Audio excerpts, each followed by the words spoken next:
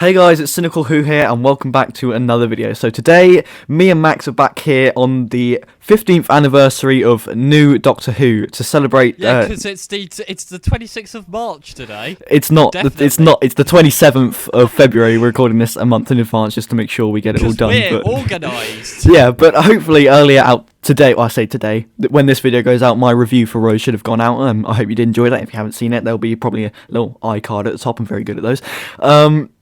But yeah, if you noticed my other video, I haven't told Max about this. It's you would have known that me and Max are going to be doing these commentaries for episode 1, so you've probably come from the introduction video. But we're here to start series 1 with Rose, the very first episode, and basically that's all really. We're probably going to discuss a bit more on the way through. But yeah. Any preconceptions before the episode? Last time you watched it, how you remembered it, or I haven't watched it for a while, so I'm going to hold off any thoughts. I remember being fond of this one. It's not my favourite from Series 1, and I think it's all right.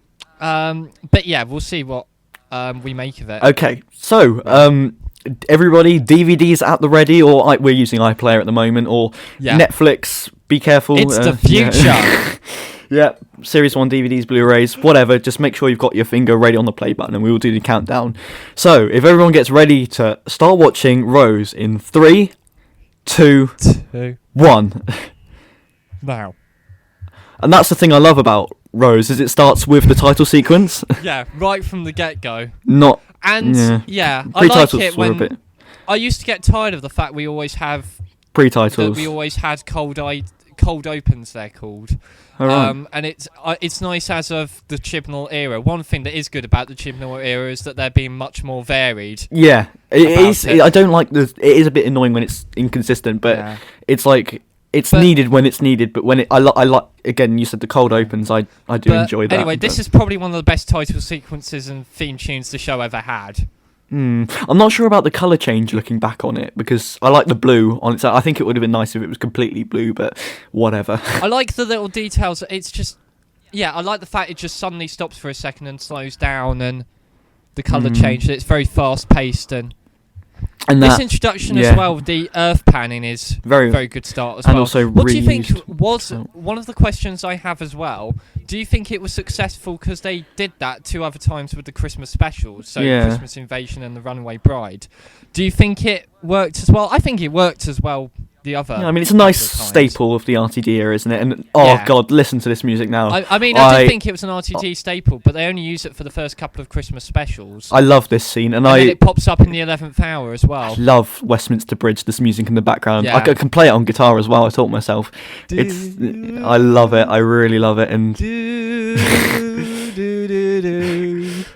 yeah, and. Look into it. I think that's a bit weird, a bit meta how it's playing over the shop speakers, but whatever. And also, Mickey, what the hell? What the hell is Mickey doing there? That's just odd. It's funny. It's character development. Something Chris Chibnall can only dream of. Oh, the good old days of 2005 when I was. The thing is, as well, at the time, Billie Piper had not done any acting work, and when she was announced as the companion. I think there were sort of moments, she's a pop star, and she was known for basically being a... So Taylor Swift would probably be modern equivalent. Not quite on the same global level, but it was like... She's probably, she's never acted before. It's got to that level when my geography teacher was singing Billie Piper the other day. Yeah, and now she's regarded as an absolutely brilliant actor and more than a pop star. I didn't even know she was a pop star beforehand, but... No, that surprised me. But yeah, it's surprising how the music just suddenly stops at this point. I mentioned in my review, I love the direction of the scene, that long shot of the corridor with her in it. But we never found out who Wilson was, did we? No. But H.P. Wilson, CEO. He's the CEO of Henrik's. Oh right, fair enough. Did you just Google that? No, it says it on the door sign. Oh. It's alright. CEOs tend not to know when the shops are closing, so. But one of the things that it never ceases to amaze me how quickly it just gets on with it. I mean, we're not even the pacing 3 minutes, fantastic. And already it's starting to get intimidating and dark corridor and also that costume variant of Billie Piper's reminds me of that weird figure that they released of Rose. The one in that weird position that you can't really move at all. but nostalgic all the same. But yeah. Oh, something else I meant to say. At this point, apparently Graham Norton spoke over it. Yeah, I don't. Yeah. So for those who don't know, when this originally went out, there was a technical fault in certain regions of the UK. I think Graham Norton was hosting a show called Strictly Dance Fever. Me neither. Oh God. And that went out before Doctor Who, and that was the show that went out before. And I think his microphone was left on, and so at this point, certain regions could hear him. And Russ T Davidson and Judy Gardner talk on DVD commentary about how they were sort of running around shouting down phones. Because this was a big moment, being heavily publicised, billboards all over the UK. This was a big deal, and Graham Norton spoils it. Well, excuse me, it could have been someone much worse, couldn't it? Yeah, 5 years later, he appeared on the end of The Time of Angels, and there was huge controversy because there was a little grabber that appeared at the end saying, next up an animated Graham Norton dancing around the screen as the Doctor's pointing the gun in The Time of Angels. But to be fair, Graham Norton did have a sense of humour and sort of laughed it off in the Graham Norton show, because there was a parody spoof of it where the cartoon Norton appears in a similar fashion and then gets shot by a Dalek. But I've never bothered to look up the Graham Norton incident. No, I think it would just faint, make me cringe. It's something I never want to hear. It's a lot of people seem to forget that the Autons are actually in this story, because it's not focused mainly on that, of course, but it's a nice callback, as I mentioned in my review. It's keeping the classic fans happy, because it's bringing back the old monsters. It's a nod to Spared from Space, isn't it? Kicking off the series. You could uncharitably say that it's a rip-off. Spearhead from Space. Well, yeah. But at the same time, it places it in a modern context. This is the first time we see sort of Autons smashing through shop windows, and they properly look... there we are. Christopher Eccleston. I love that moment. Moment of nostalgia for everyone. Yeah. I was thinking about this earlier. It's for first lines for Doctors. I mean, it's not the best line, is it? It's quite a generic line. Yeah. But I also, what the hell? I know it's supposed to be creepy. I prefer Matt Smith's line, "Can I have an apple at the 11th hour?" Because that just tells you more about his character. I know it's supposed to be creepy, but a minute ago, when they were running down the corridor, right at the end, there was like an Auton in a cage. Yeah, sure. I mean, take that with a pinch of salt, but it looked a bit strange. But yeah, Christopher Eccleston is just fantastic. Yeah, he's not even done anything. And he's great. When the arm comes off, there's humour in the way he reacts with it. Yeah. Also a bit weird how it cut off completely flat, but... And at this point, they're just talking as though they've known each other for years. That's just Billy Piper and Christopher Eccleston's fantastic chemistry, which unfortunately we only got one series of, but... Yeah. Oh, Westminster I like Bridge the contemporary references as well. Russ T Davies sneaks in a little joke about breast implants. Oh yeah, towards the end, isn't it? That's quite funny. And the incidental music at this point is quite loud. I mean, well, it's Westminster Bridge is why I didn't realise. At this point, I need the subtitles on the DVD in order to understand what he's saying, because the music's so prominent in the mix. Beans on toast, classic. It's interesting to look at this with hindsight, knowing he's just come out of the Time War. Well, it's debatable whether he's just come out of it. We don't know whether he's come straight out of the Time War or not, but it's that's implied. Very raw in his mind, because he has to cope with that. That's the plot up for this series. And there is that cynicism, but it's very sarcastic, very in the background by this point. But it's sort of...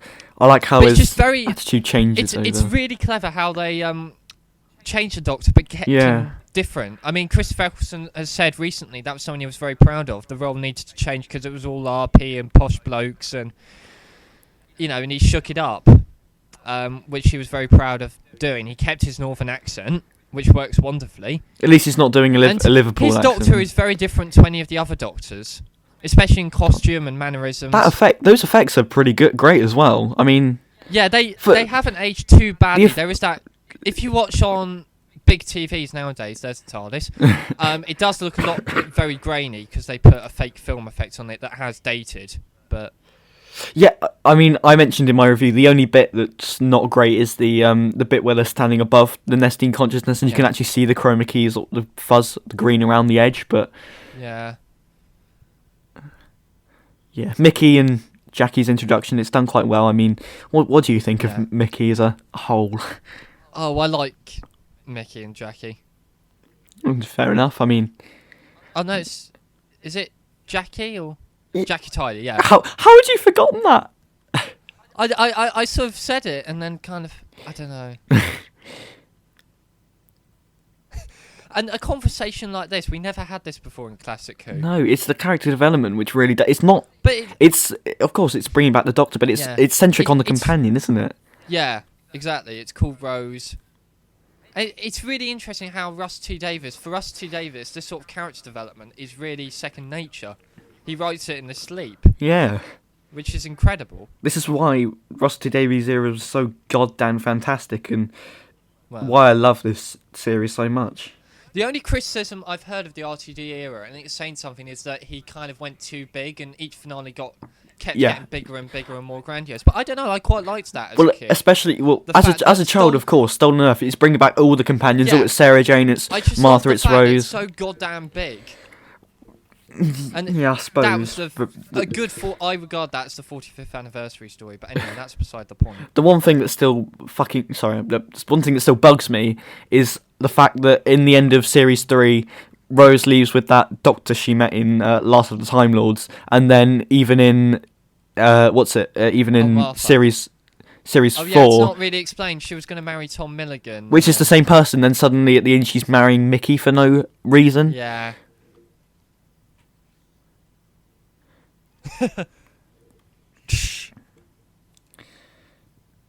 I do love in the RTD era, the companions' mothers, Jackie Tyler, but also Francine. Sylvia Noble. I think is underrated. I just love every moment Sylvia Noble's in. I think she's so damn annoying. I think Francine was quite annoying too. It's like, all right, you hate the Doctor, get on with it. I didn't really like the family stuff with Martha. Yeah, it's a bit. It only works a certain amount of time. Yeah. Oh. I can't watch this anymore after seeing. Have you seen the Doctor Who poop edit of this episode? No. Don't, because it will taint your memory of it forever. Of the cat flap. Well, at least at this point, she offers him a blowjob, so. Exactly. There was tabloid speculation on whether the Ninth Doctor would be gay, bearing in mind Russ T Davies had written gay dramas beforehand, like Queer as Folk, and there were jokes about that. And we could only hope. But of course, you'll get the bit in a minute where he reads the paper and says that won't last. He's gay and she's an alien, and the bit with Jack. Oh, that's great. Yeah. Yeah. But if Christopher did go through with this, would have they just done it right there in the room? Oh. I don't know. I don't think we're meant to think about these things. But this is a kids' show. The fact they managed to sneak this into a kids' show. Well, it's not a kids' show, it's a family show, but... Yeah, people will murder you if you say it's a kids' show. Remember what happened to Crystal D a few years ago? I don't think it is a kids' show. I think it's more important to regard there it is. A family show. Because that sort of thing is much rarer. And that is a throwback to City and Death when he flicks through the book, says not bad, bit boring in the middle. Oh, and that bit is hinting at he's just regenerated. Yeah. For years. It's really impressive how Stephen Moffat managed to make all the loose ends tie up in Day of the Doctor. Thinking about it now. Yeah, I suppose, because it is very ambiguous about the joining between the Eighth Doctor and... I mean, there is some light-hearted comic relief, isn't it? I think this story does... But that's one thing RTD did very well, the mix of comedy and drama. It's not too heavy-handed, is it? Or heavy-armed, if you know what I mean right there. Yeah. Funny. The thing I always found weird about this is that Keith Boak, having directed an episode that is regarded as widely successful, and it introduced a lot of people to this TV show and has changed a lot of lives, it's interesting how... I found it odd how he never directed another one. Yeah. But I did hear rumours that apparently he didn't... Some of his methods irritated Christopher Eccleston. Apparently he put lives at risk, or something like that. During one of the stunts, some of the extras nearly got badly injured. Alright. Do you know in Black Orchid, the stuntman... If you haven't seen Black Orchid, have you? No. Well, spoilers, by the way, if you haven't seen this story from 1982. At the end, the stuntman falls off the top of the house, and he was meant to land in a giant pile of cardboard boxes, but he went ever so slightly over the edge and fell straight into the concrete and broke his legs. Just we don't get this sort of directorial flair of the camera movements now, just following them down from. But it's actually viewed from the outside of the tower block. Actually, I posted on Twitter. I found a lovely promo image. Well, it's like Tragical History Tour. I think is that what it's called? The very good website, tragicalhistorytour.com. It's basically a photo gallery of basically every picture of Doctor Who ever, and you get some really obscure ones you would never have seen before. And it's this lovely black and white picture of these two walking away from the building in a field, and it's really nice. I did hear an interview with Christopher Eccleston saying he did the humour too much, and he would probably do that differently if he came back to it, but that would be the only thing. And I do have to agree, sort of saying the cheery hello, the way he does it, works for the kids, but it feels a bit weird. Considering that this is the post-Time War Doctor, really. Yeah. But he's trying to hide it. Yeah. To bottle it in. And now we're coming up to probably my favourite bit. Not the bit about the Earth, but his line about the bit about the price war. I do like that bit where he just suddenly turns. Oh. Just see. I love that. That's all Christopher Eccleston's. You can see the sort of cynicism. That's all he thinks of the human race, isn't it? Beans on toast, burgers, chips. That there is a picture set there, I think. But the cynicism is very much in the background. Stupid apes. He's trying to be cheery, but. Do you like the Ninth Doctor's costume? Yeah, I do think my first reaction when I saw the 13th Doctor's costume was that it was trying too hard to be doctory. I actually think there should be no rules, and I think it was right that they go in this direction. And I liked how... See, this bit I like. Missed it. Suddenly smiles, and then suddenly... they want to destroy you. But I like how they wanted to shake up the stereotypes, and if you think about it, eccentric costumes, fair enough, the Doctor is an eccentric, but he wouldn't want to be the centre of attention. No, definitely so not. It makes sense that he's wearing all black. Yeah, the most quirky he goes is the jumper change. And I would have liked it in The Unquiet Dead, which we'll get to soon. I would have liked that if he changed into some sort of period costume for that, because I do think that looks quite nice.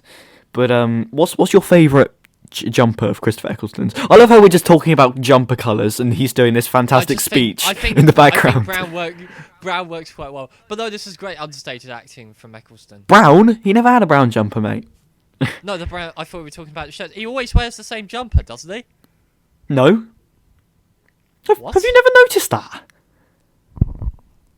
How much of a Doctor Who fan are you? No, because I'm not that sad. No, he has a purple jumper in this one, and then in The End of the World. No, it's black. No, purple here, dark purple. See? What? No, it's purple, maroon.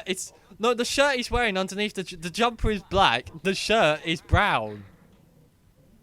What? What are you talking Never about? Mind.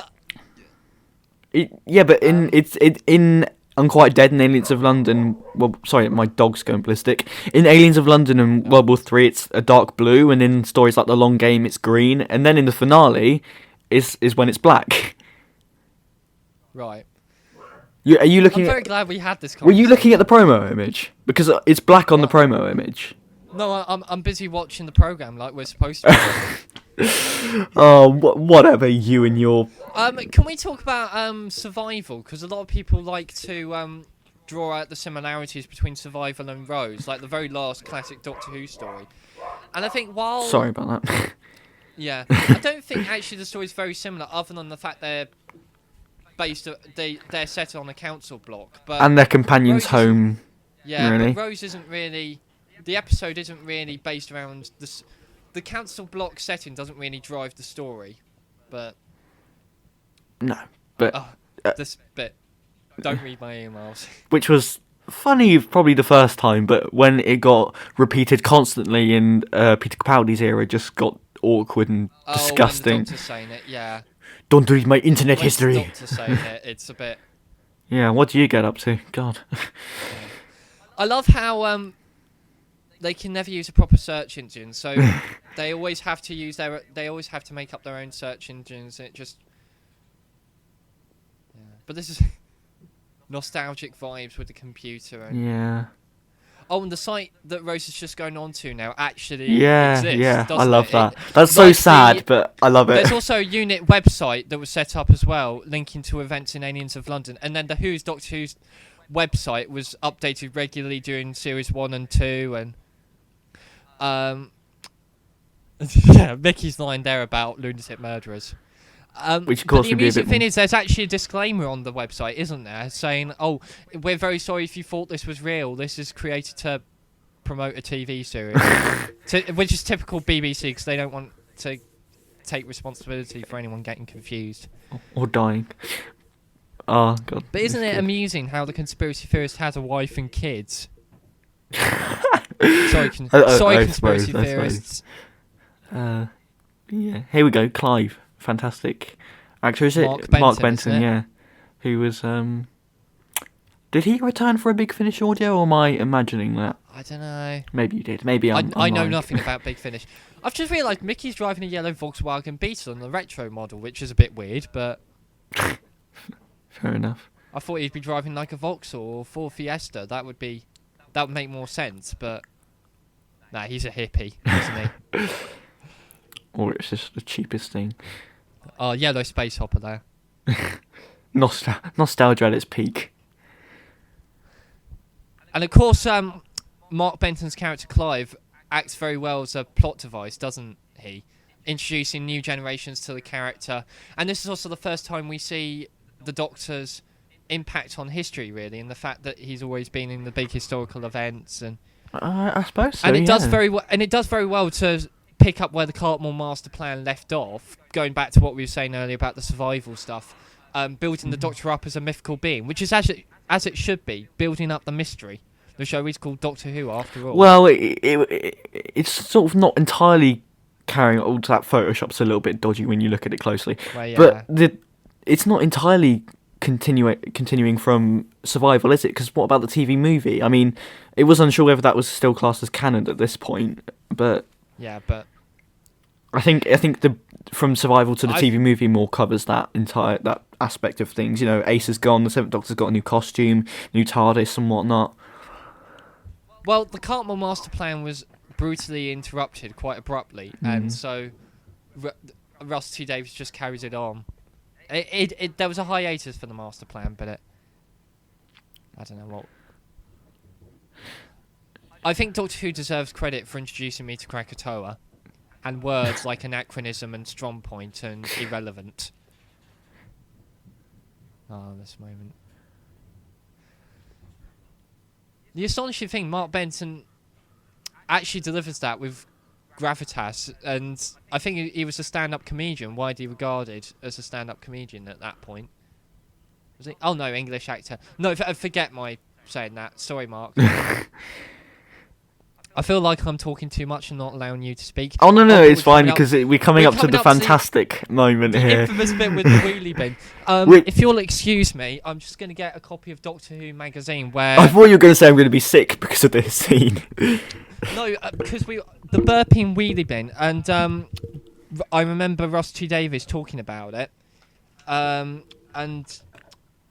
Okay, so... The bin's burp was unscripted and added in post-production. Doctor Who magazine asked Russell about this controversial scene, and he said, and I quote, "The burping bin is hilarious, still makes me laugh," and this was 2015. And it's important to point out, we wanted 5-year-olds to watch this brand new show. Little kids hooting at a burp. It was absolutely right. Best of all, I know there are some people who are still cross about it to this day. I've made them angry over a burping bin for 10 years now. Oh, I win, I so win. I love it when people see I enjoy warming my hands on them. Classic Russell. Yeah, the CGI has somewhat dated, but it's still amusing. No, actually, it's still quite well done. Although we don't know what melted wheelie bin properly looks like. Oh, yeah. Bin roars. I mean, it's just what Doctor Who used to do in the days of Robert Holmes. There was something quite terrifying about it, but also it was a bloody very stupid. dry. Well, yeah, and Doctor Who can be quite stupid and silly, but it's dark humour, and there is something very serious about it at the same time. But where did he go after that? Where did he go? I do think the sequence does go on for too long, actually. There we go. I love the fact that wasn't done with CGI. They just opened the bin and tossed him in. That looks very real. Maybe that was the life-threatening scene, just throwing Noel Clarke into a bin, just to get the good shot. And I love how it suddenly jump cuts to Rose just walking out. Just this bit with Mickey is so weird. Why is this? What? It's just. I think it's so people don't notice. But it's trying to learn. I think thinking about it now off the cuff, maybe it's just a test, trying to understand humanity. Fair enough. I do like this moment. Oh yeah. Makes me laugh. But why does this Just bit? the way he's looking at her. No, just this bit in a second. The way he glitches. What is that all about? Well, no, it doesn't recognise the human phrases, and it's trying to work out what Mickey would say. Hang on. Because the glitches are when he's using colloquial language. Oh yeah, he's trying to learn about the Doctor. Yeah. That's why I want to see they the subtitles. make a clone of him. I want to see the subtitles for this bit just because I'm interested.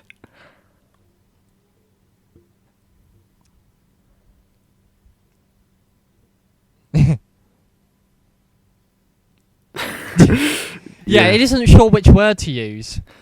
Which word Mickey would normally use and how Rose likes being referred to.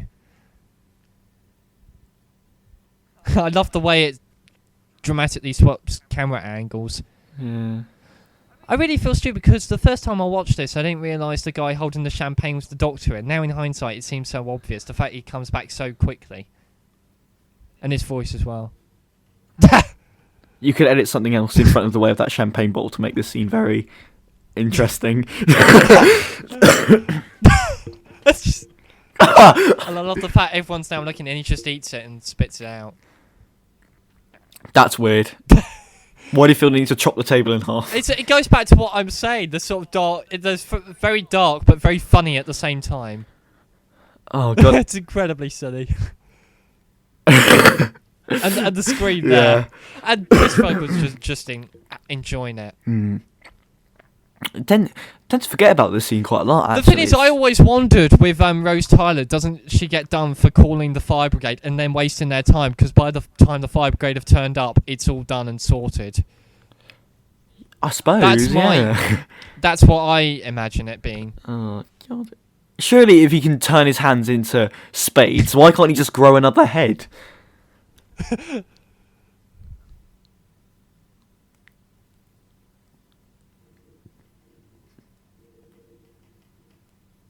Would you follow him into a box, or? Yeah, that's... Well, it's actually quite well done here because she has nowhere else to go, so might as well go in the box. Yeah, I suppose. She doesn't. She thinks it's slowly going in the box, but and then this is quite well written. And we get the Doomsday theme here. I just love the fact Rose sees it and then we don't, and that's such a it saves that moment and really bigs it up. But actually, but yeah, interesting when she goes inside, we get a little bit of the Doomsday theme, which is sort of foreshadowing. I suppose it's weird how Murray Gold's music does actually sound different to later series. It doesn't sound quite as orchestral, but I think he was just testing the waters a little bit. But I love the... Oh, and if you want to hear me and Max's cover of Doomsday, make sure to look on our Twitters.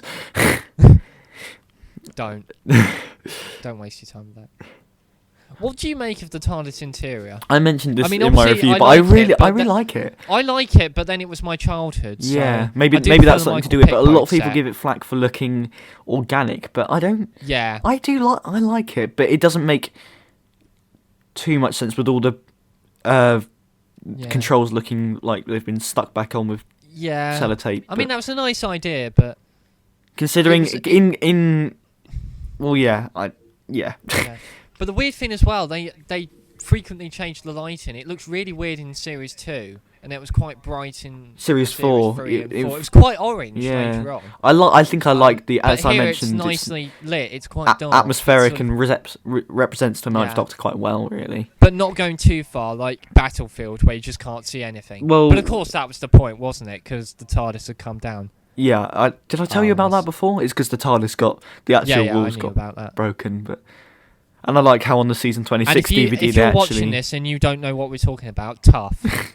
Yeah, and as I mentioned in the season 26 DVD, they I mentioned it in my unboxing, but yeah, you did mention it. They actually go watch that. Yeah.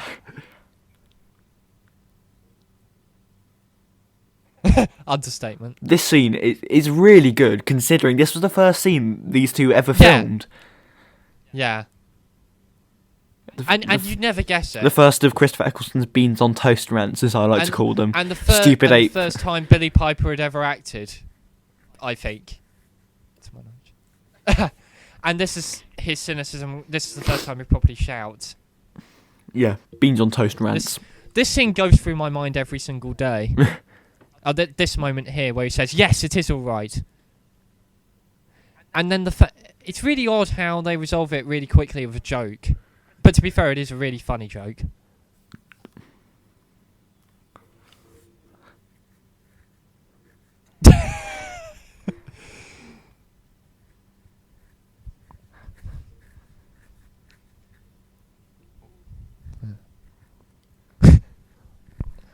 Bit of exposition. Just the whole mythology is really explained very well in this. Yeah. And the chameleons, they managed to get the chameleon circuit stuff in there. Although the explanation isn't quite as clever as what Stephen Moffat did with the Series 5 DVD extra scenes.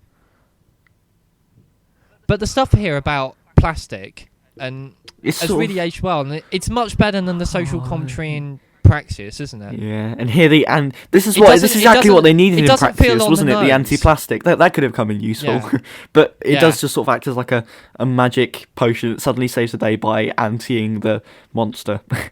Well, it's only episode 1. We can't have everything. Look, Rose, I've got anti-Dalek. Just pour this in a Dalek and it will die. Well, I just love the reveal of the London Eye. It's a really funny. It's a really funny scene.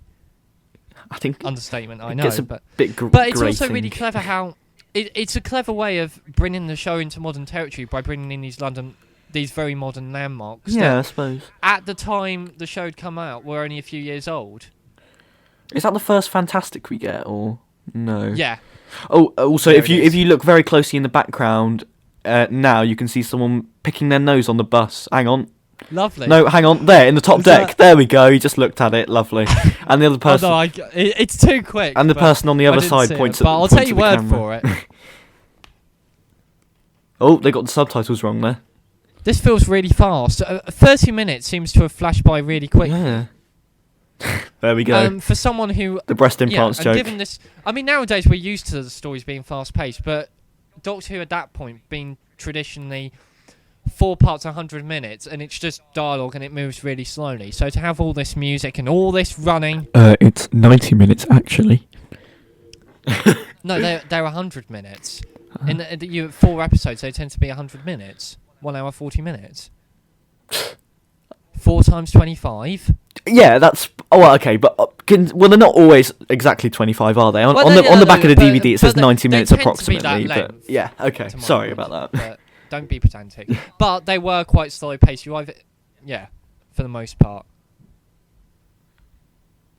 But, the thing is, I didn't see this first time round, so I first saw it, I think, in a few years after. I don't know the exact year. Yeah, so I don't think I saw it until a few years ago. I think tainted my memory because a lot of stuff that Rose has done, we were very used to by that point, because Russ T Davies just did it every week. Not that it got old or anything like that, but it's just, we were used to it. So, but I can imagine now it must have been quite a culture shock. But watching it now, well, I'll talk about that later after we've finished.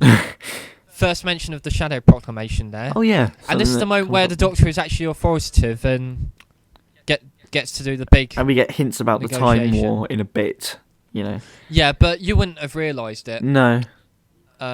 It's such a throwaway reference, and you might have thought, "Oh, what's that mean?" But you might have brushed it off.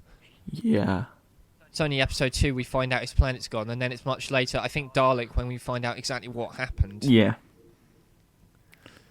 An interesting fact about this, actually, that I always found, interesting, is that Rose and the End of the World Russ T Davies basically said to the BBC, "Can we have them go out on the same night?" Because this was a new thing that had started where when a series is just starting out, you wear a double bill to start it, 2 episodes at once. It was a very naughty thing for TV to do.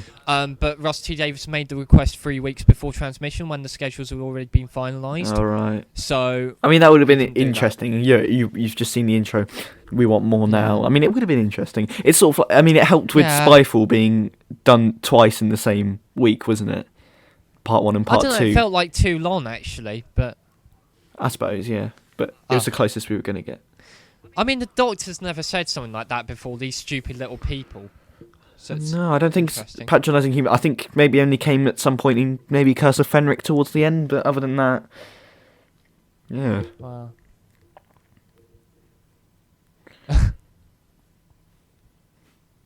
Oh yeah. I can't believe you didn't realise he had different jumpers. That outrages me. Do you like the... How did they procure the TARDIS? I mean, it happens off screen, but... I don't know. But how do you like the RTD era box? What do you think about it? Sorry? How do you think about the RTD era TARDIS from the outside? No, I mean, I like it. Nothing wrong with it. Yeah, a lot of people say it's quite fat. It's quite wide for a TARDIS, which, No, I mean, it is a bit, but... It's all right. I like it. It's nostalgic, of course. It looks modern. I like the fact they used Gil Sands on the police box, as opposed to making it... If they... I mean, I could criticise it by saying it doesn't actually look like a 60s police box, but if they had made it look like a 60s police box, it would... Police box, not police fox. That would be weird. But it would look quite old-fashioned. Doctor travelling through time and space inside a fox. Kaduri is great in that scene. Well, she's great in every scene. Oh, okay, maybe that's where the special effects look a bit... Yeah, and the ropey. nesting consciousness, that has... I remember watching this thinking this hasn't aged well, but... No, but for 2005, they were pretty good.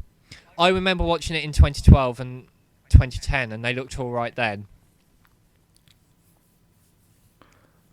This effect here doesn't look too shabby. It's sort of reminiscent of the title sequence, isn't it?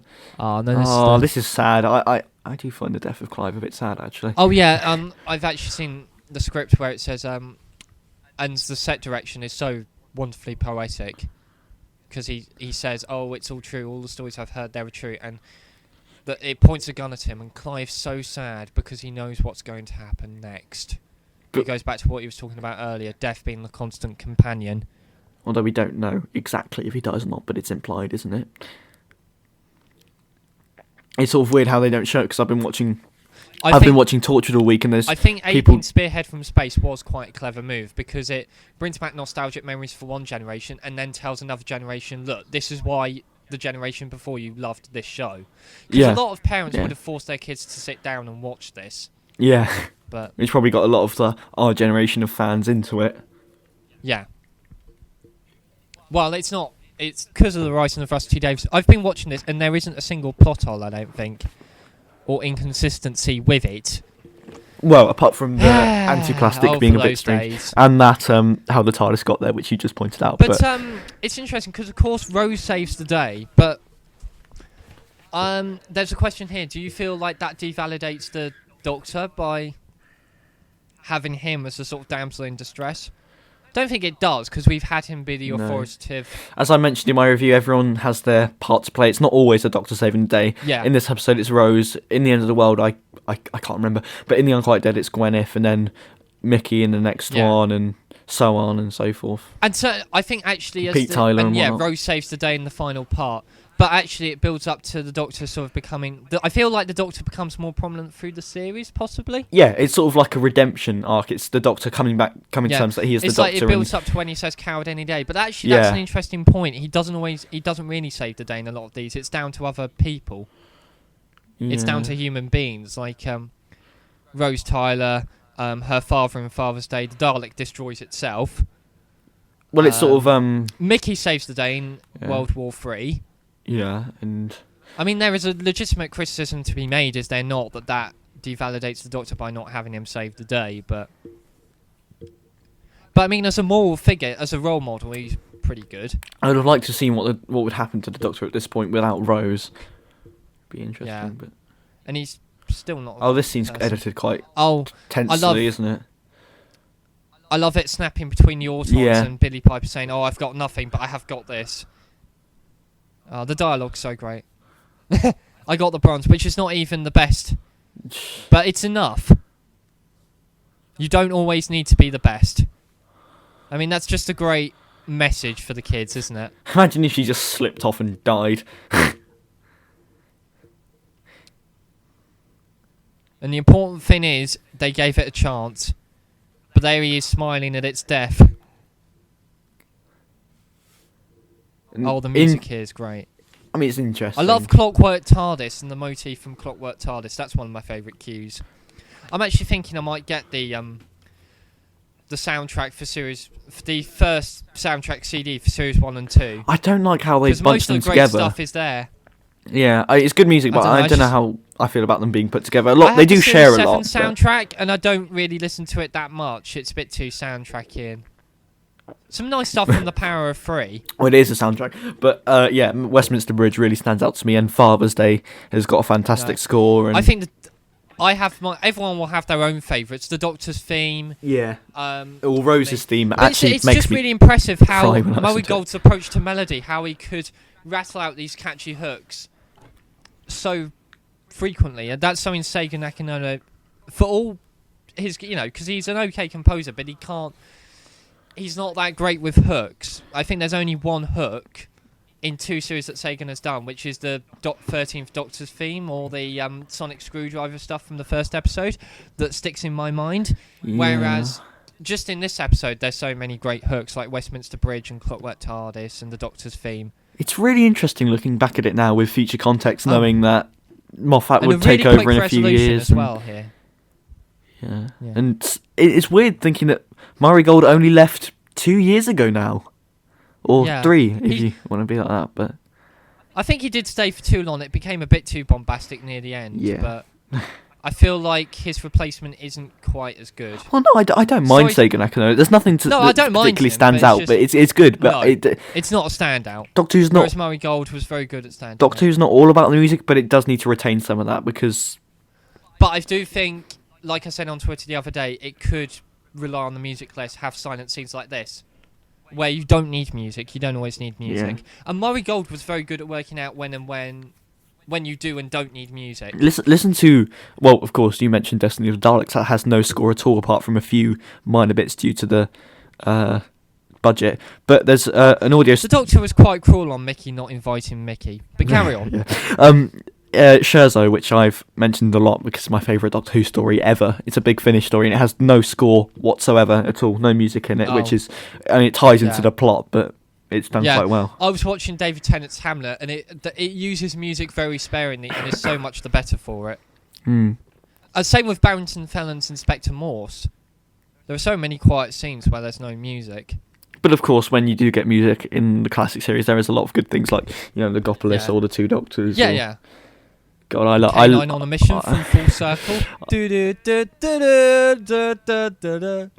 And I just love how they you learn everything you need to know about Doctor Who just in this one episode. And the very last line, it travels in time, and it paces it really well. You keep finding out stuff until the end. Whereas in the TV movie, it's a bit of an information rush, where he says TARDIS stands for time, relative, and dimensional in space, when he doesn't really need to say it. Yeah, I mean, it was TV movie was meant to be a spearhead for the American audience, which evidently it didn't do fantastically. Although I love the TV movie, it is underrated. I still need to watch it, but yeah, it's worth it. I mean, of course, I know you're probably not going to like it. I just love the fact he suddenly reappears. He was desperate, wasn't he? Well, I love the theory that we don't know how much time has passed in between his last visit. He might have been on. Yeah. I love that so much. Maybe something else happened and he changed. And Big Finish. Yeah, get on that, Nick Briggs. Although it's sad Christopher Eccleston doesn't want to come back. I mean, that's one part of canon you really haven't covered. I mean, you've covered everything else, or you filled in all the other gaps. But I think it's nice to leave it sort of But just open. Love the fact you hear a little bit of the music, which feels really weird. And the next time trailer. Series 1, the next time trailers feel really weird. I mean, it was the first time they'd done them. And I remember them saying on the commentary they could have probably done them. Yeah, with Series 2, they would probably put more thought into them. It's like they end quite differently. I really found the ending of this Next Time trailer quite odd, that it doesn't end on a big sort of jump scare or like monster. It's just the Doctor saying that's not supposed to happen. Yeah, but it is sort of showing, this is what's next to come. It is Doctor Who again. There's weird monsters and space ships blowing up. They did make the mistake in Aliens of London of airing it before the end credits, and a lot of people complained, and so they moved it to after the end credits for the two-parter, so the cliffhangers weren't spoiled, and you had a chance to turn off. Yeah, and also that lovely end theme and the fantastic little nod to Robert Holmes there, and the weirdly coloured. I remember Russ T Davies saying he would never have any old classic Who writers back to the show, despite the fact Bob Baker and Dave Martin expressed an interest, but he would only have Robert Holmes back to write for the show. All right. I mean, yeah. Yeah, interesting. Again, closing title sequence with the colours. I don't know how I feel about all the colour change. It's gone back to blue now here, but. Fun fact as well, Murray Gold originally didn't have the middle eight until Christmas Invasion because it reminded him too much of Feed the World. Something I do like about the Series 1 end credits as well, and it's quite geeky, is how it crossfades from the Vortex to the BBC Wales end board, which I think actually works quite well. Something they didn't do with Series 2 and Series 3, you just get jump cut, which doesn't work quite as well to me. But well, there we go. That was Rose. How did... yeah, that was... Great. What did you think of that in retrospect, looking back on it after 15 years? Is it? Well, three things really spring to mind. The fast pace of it, the fact there's no bullshit, it just gets on with it, and it feels really quick. It feels to have really flashed by, which is an indicator of it being fun. I've forgotten. So, the other things as well. Just you learn so much, and it really strikes the perfect balance of tickling the nostalgia bones of classic fans, and although not all classic fans were happy with this, but it did introduce a new generation to it and told you everything you need to know about the Doctor, while also keeping the Time War stuff back. But it tells you everything you need to know, and it gives you a reason to come back. The pacing is doesn't it? fantastic. But the main thing that comes to mind is just how fun it is, and just how accessible it is at times. To all audiences. If you've never seen Doctor Who before, this was probably a good place to start. If you're a fan, this is a good place to go back to revisit. All ages. It appeals to all ages. It isn't my favourite episode from Series 1. Oh no! But it does everything so well. I mean, it would be a shame if they peaked there. I do think they peaked at the end of the series, which is quite right. But no, it's a great opener. So yeah, again, if you haven't watched my review, there will be a link in the description or an iCard, as I said. And I think that's all we have to say about this bloody fantastic episode of Doctor Who. It's just so nice to be revisiting these classic. Yeah. Well, I say classic episodes. These now 15 years old episodes, which is crazy to think how fast it's gone. But yeah, and there was so much. They really put the effort into this series. There was so much pressure, and it paid off beautifully. And there isn't a single duff episode from this series, which the same can't be said for later people may argue that things like The Long Game but I quite. We'll get to that. We'll get to those. I think all the episodes are brilliant. They are all brilliant, yeah. But happy 15th anniversary Series 1. And you turned over Michael Grade, so it must have been good. Because Michael Grade actually wrote a letter of congratulations to the Director General, saying, "Well done on the success of Doctor Who. I never thought I would write this. I must be going soft." Yeah, bloody hell! Who knew Michael Grade could? Yeah. I remember this fantastic. I still don't forgive him for Doctor Who or Brass Eye, but I remember this fantastic joke on I can't remember what it was. It was I think it was on The Weakest Link, and it was a Doctor Who special, and the one with K9 or something. And I think John Coleshaw is pretending to be the fourth Doctor, and he votes to get rid of the Doctor, one of the Doctors, and she asks him why, and he's like, "Well, I wanted to know what it would be like to be Michael Grade." But yeah, I think that's all we have to say really about this episode. His prank call to Tom Baker as the fourth Doctor is hilarious. Yeah. But anyway, that's enough about John Coleshaw, and I think. But basically, Rose is brilliant. Yeah, but you don't need us to tell you. Marks out of 10, I'd probably give it a solid, at least an 8, because it kicks off the series well, and if I don't think it strikes a foot wrong. I don't actually have any complaints about it. No. But yeah. We've probably not told you, dear viewer, anything new. No. But that's your fault for clicking on this video. I don't think you should. Yeah, you probably weren't expecting anything new. Realistically, you shouldn't have. Apart from Wasted the last 50 positive minutes. opinions about Boomtown and a long game, but Yeah, but no, I think it's good. Anything you'd like to add? not particularly. Just I hope you all tune in next week for our review on The End of the World, and then the following week for Unquiet Dead and Aliens of London and so on, as we will be covering the entirety of Series 1. Oh, yes. 13 hours of us rambling our bullshit. So, yeah. God, it's crazy to think we'll be producing it Is almost... there demand for that? Definitely not, but we're going to give it to them anyway. So, with that, That's we the will spirit. leave you with our thoughts on Row. So we will see you all next week for The Unquiet Dead. Goodbye. Bye-bye.